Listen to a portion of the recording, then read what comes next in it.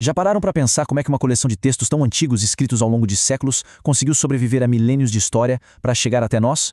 Pois é, hoje vamos mergulhar um pouco nessa jornada de preservação do que conhecemos como o Antigo Testamento. Para a gente entender de verdade o valor histórico desses documentos, tem uma pergunta fundamental que serve como ponto de partida, que nos ajuda a seguir o rastro dessa história toda. A pergunta é bem direta, né? Quem foram as pessoas responsáveis por garantir que esses escritos não se perdessem no tempo, não fossem alterados ou simplesmente destruídos?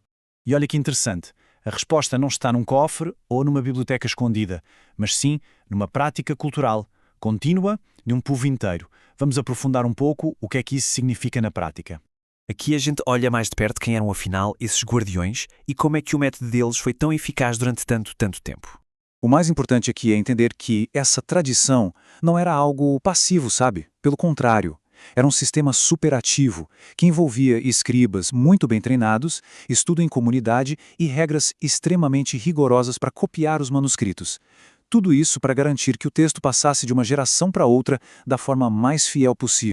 E o mais curioso é que essa ideia, essa responsabilidade, aparece mencionada dentro de outros textos antigos também, inclusive naqueles que mais tarde formaram o Novo Testamento. Essa citação do livro de Romanos é um ótimo exemplo. Independentemente da perspectiva de fé de cada um, ela funciona como um registro histórico. Mostra que, naquela época, o papel do povo judeu como guardião desses textos era um facto amplamente reconhecido por todos. Então, o que a gente percebe com isso? Que não se trata de uma conclusão que os historiadores tiraram só agora, olhando para trás. Naquela própria época, já se via o povo judeu como o principal responsável por cuidar e transmitir esses escritos. Isso reforça o papel central deles nesse processo todo. Ok, mas por que é que esse processo tão cuidadoso é importante para nós hoje? Qual é o impacto real dessa dedicação toda? Bem, a resposta tem tudo a ver com a fiabilidade dos textos que nós temos em mãos.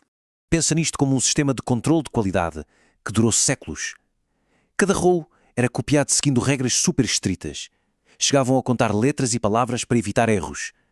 Esse cuidado extremo é a causa. E aqui está o efeito.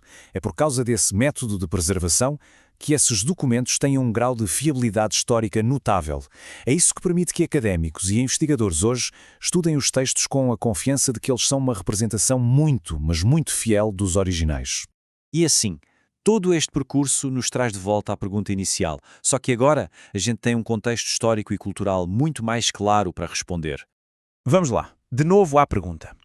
Depois de tudo o que vimos, as práticas, as evidências, o resultado histórico, a resposta fica bastante clara, não fica? No fim das contas, a preservação não foi obra de um império ou de uma instituição isolada. Foi a prática cultural de um povo. Ao proteger esses textos, eles estavam, na verdade, a proteger o coração da sua identidade, da sua história. E isso deixa-nos com uma reflexão interessante. Até que ponto a forma como uma cultura preserva as suas histórias define a sua própria continuidade ao longo do tempo?